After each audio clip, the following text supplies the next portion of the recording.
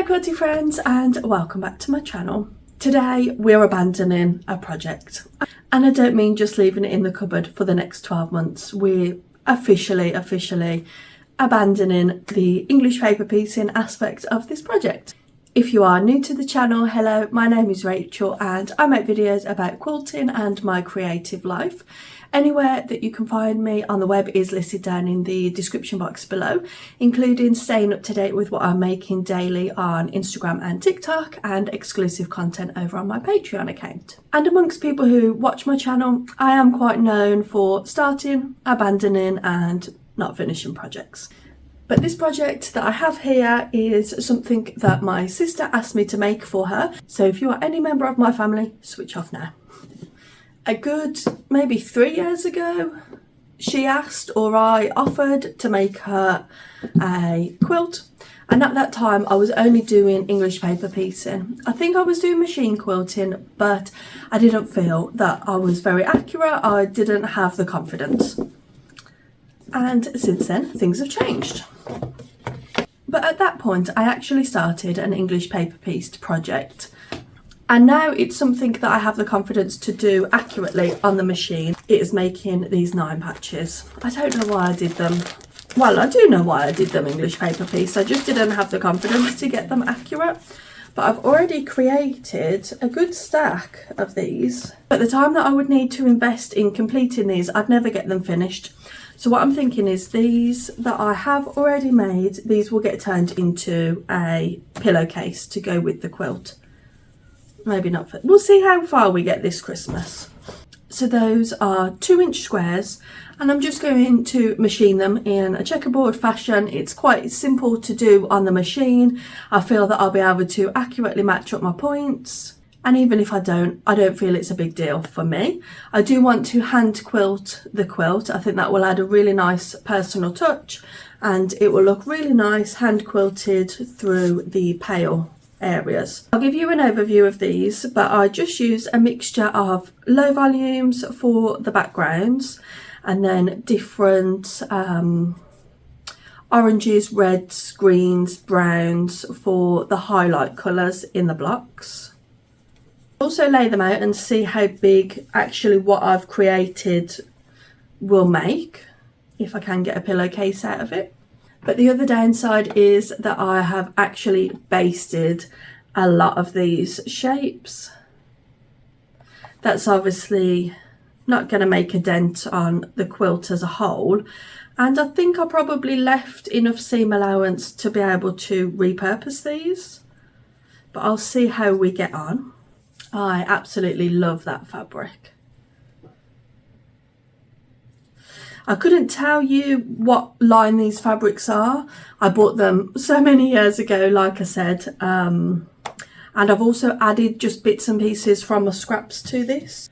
I've just got a random strip of fabric in here. Did originally get the pieces from Sew and Quilt, the papers, but we won't be needing those. And I've also saved a little bag of scraps. I might be able to use some of those. I can see that there's some longer strips at the back.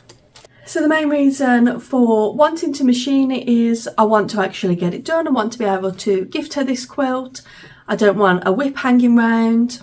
And also I just don't feel motivated to sew it English paper pieced, because I know that I can do it on the machine now.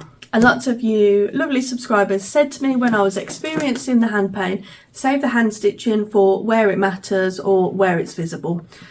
And yeah, I just need to conserve my energy, but I would like to hand quilt it to give it a really nice squishy look, but to also redeem myself and add some hand stitches, because she originally thought it was going to be English paper pieced. When she asked for the quilt, she wasn't a quilter herself, so she'll still appreciate it now. So I've also got this shoebox with all the fabrics that I've bought and collected. There's some more like scrappy pieces there. So I've got a whole stack of colours. Again, if you've watched my channel, you'll know that this is definitely my sister's colour palette, along with these stars. Let me just lift the camera up because I've done another star. So I've added a red star to that. That is a pattern by Lo and Behold Stitchery. that is for my sister. It's not for this Christmas, but it won't be it won't be 3 years time. Perhaps I'll make it and put it aside for her birthday, which is in September, so I will have it made well in advance. Perhaps I'll make it, quilt it, bind it, have it done, and then just put it aside for her birthday gift. That would be a good idea, and I can just launder it just before her birthday, so it'll be nice and fresh. So yeah, these are all the fabrics that I've got. I think I probably would have bought maybe a long quarter at the time. I can't remember. I've obviously cut into them, but all I'm going to do is cut them into strips, sew those strips sets together, and then cut them down and create a really simple 9 patch. But I've got a good mixture of colours. So that's my stack of colours there. I'll show you some more up close footage. And then I've just got a few plains. I did very recently purchase this fabric. I've got 1 metre of that, and that will go in as a plain. I remember there being, oh yes, I remember there being one fabric in here that my sister says she thought was a coloured fabric, not a plain fabric. I didn't agree with her at the time, and I still don't agree with her, so I'm definitely going to put, she said she thought that one was a colour. I don't, that's a plain. So that's going to go in the plains, because that looks really odd, doesn't it, where it will go quite nicely with the background. So it's all just going to be completely scrappy. So let's get started, let's get cutting and see how far we can get, because this will be the first of my Christmas quilts that I need to make for gifts. I know that I've left it a little bit late. I thought I'd honestly left plenty of time, but on reflection I haven't. So please make sure you subscribe to the channel so you can watch my journey in frantically making Christmas quilts this year.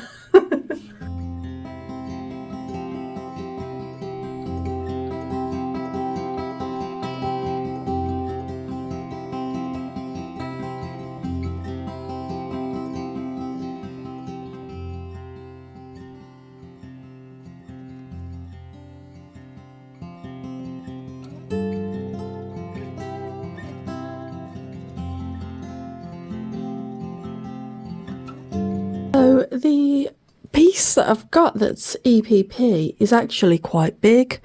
So it's going to be 2, 4, 6, 8, 10, 24 inches across by 2, 4, 6, 18. So 18 by 22 inches. That's quite big. So I'll have to have a think what I could do with that. Perhaps 2 cushions. I feel like that would be a good pillowcase, just one, this section here. So I'll have to have a think. I'll see what I've got, but these will not go to waste. I will definitely do something with these.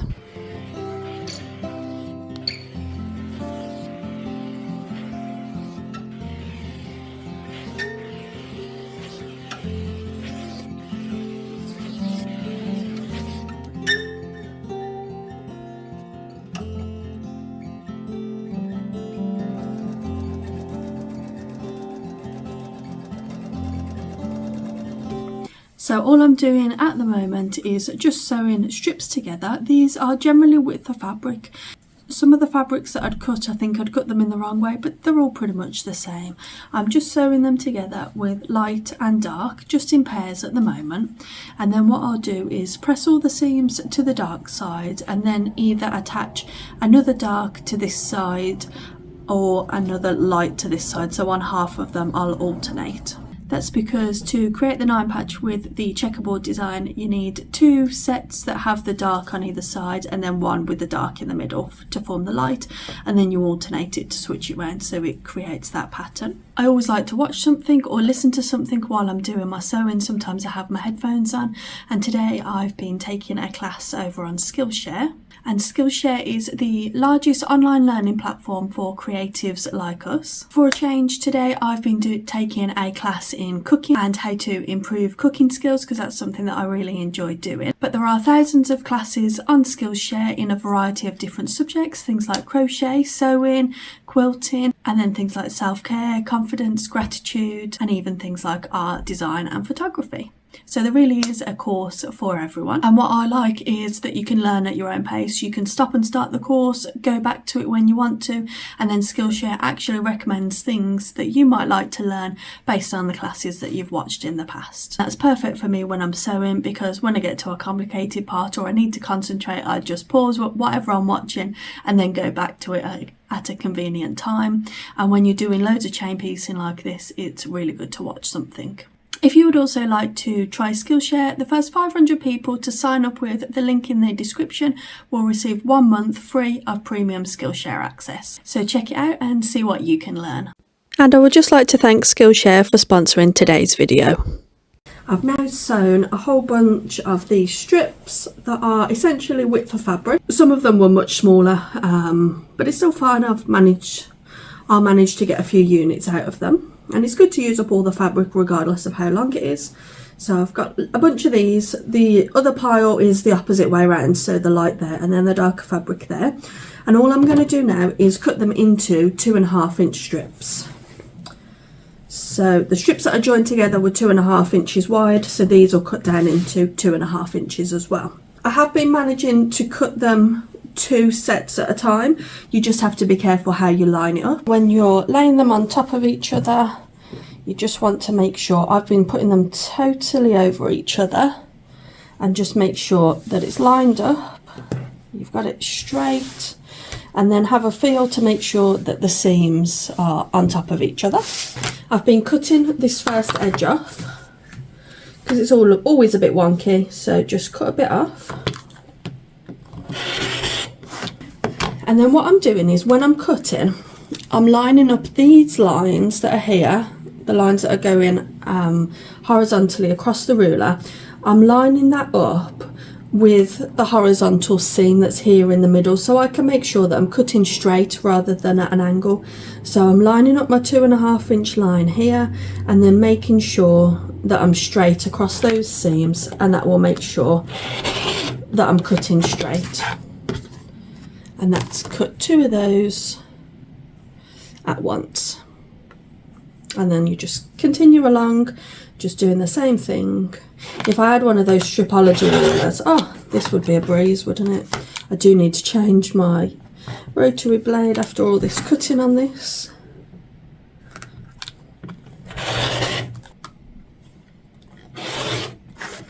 So now that I've done all of that prep work, so to speak, I've got all of my blocks cut up here. I don't think I've got an even number. You need an equal number of both. And I think I've got more of the one with the 2 strips of dark rather than the 1 strip.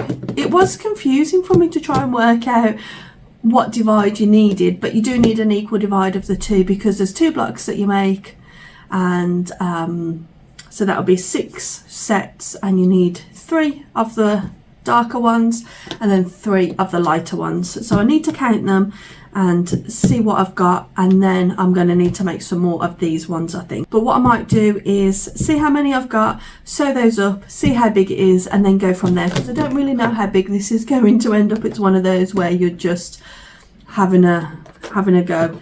What do they say? Throwing it at the wall and seeing what sticks. That is literally what we're going to do. We're going to throw it at the design wall. So let me count. I think I'm going to be way off. I can feel it. So I'll let you know. So I've actually got 110 of these ones, which is quite surprising to me. I didn't think there would be that many. So I don't need to bother counting these. I know there's going to be more. So what I'm going to do is split these in half. Do I need to split them in half? No. I need to do some maths, because if I sew them all, I need to split them into 1/3, that'll go in the middle, and then 2/3, because then I'll need 2 for the other one, I think. And I don't know how big this will end up being. I don't know how big 110 of these units will make, so we'll just see, and then I'll carry on adapting as the day goes on.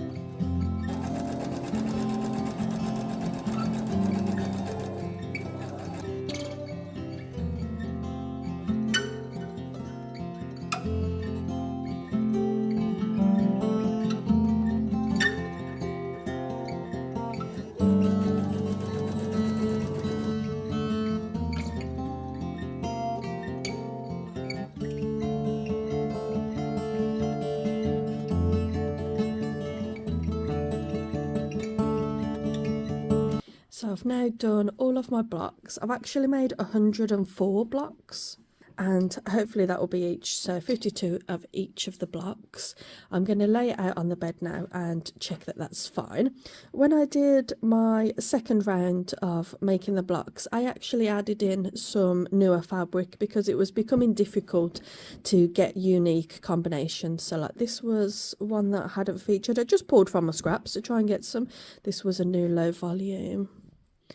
This one is quite a good one because for my birthday, my sister wrapped my present in fabric, and that was the fabric that she wrapped my present in. So I kept it. This one's a new one. That same fabric there. Same here. Probably all the new ones on the middle of that one. So I hadn't included this orange.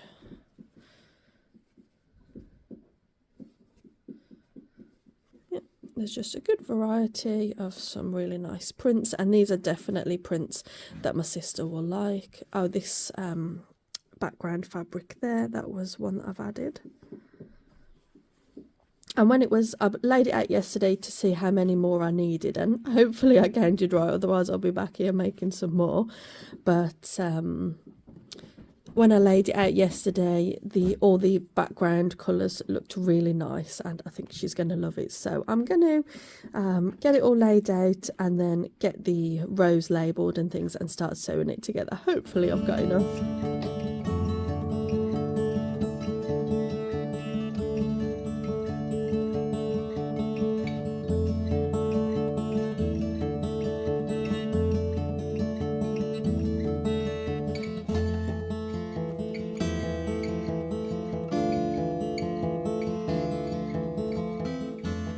So I think I've pretty much sorted out the layout. I'm sure that once I join the whole quilt top, I'll realise that I've put two of the same colours next to each other. So I've got them all here. So I actually ended up with some left over, but I don't mind that. I can just add them into whatever I end up using the other leftovers for. I did cut a few too many of the 2.5 inch strips that I used to construct the blocks. But all I'll do is I'll just use those as the binding. I do usually have a 3-inch binding, but because I've got the leftover strips, I'll just use the extra 2.5 inch strips because I don't want to cut more if I've got some there. So here I've got my stack. I've alternated the way that they are, and I've just put some stickers on. I use those in my Christmas video and they're so handy. So now I'm going to start the task of joining them all together, and hopefully I'll get to show you at the end of this video. Hopefully I get it finished in time. So it'll be a couple of moments for you and you'll see it all joined together. The next video, so what I'm going to do next week's video is I'm going to start the hand quilting process. So by then the backing should have arrived, which is absolutely gorgeous. So I hope it's as good as it looks online. The backing will arrive, so I'll start basting and doing the hand quilting. I'm thinking that I'm just going to do the hand quilting diagonally through all of the cream blocks. What I think I'll do first is start just by going in one direction, so it'll just be diagonal, but then hopefully I will be able to have time to do the crosshatch, because hand quilting does take me quite a bit of time, and I'll probably use a pearl 8 thread for that. So do stay tuned for next week's video, but for now let's get cracking with the sewing.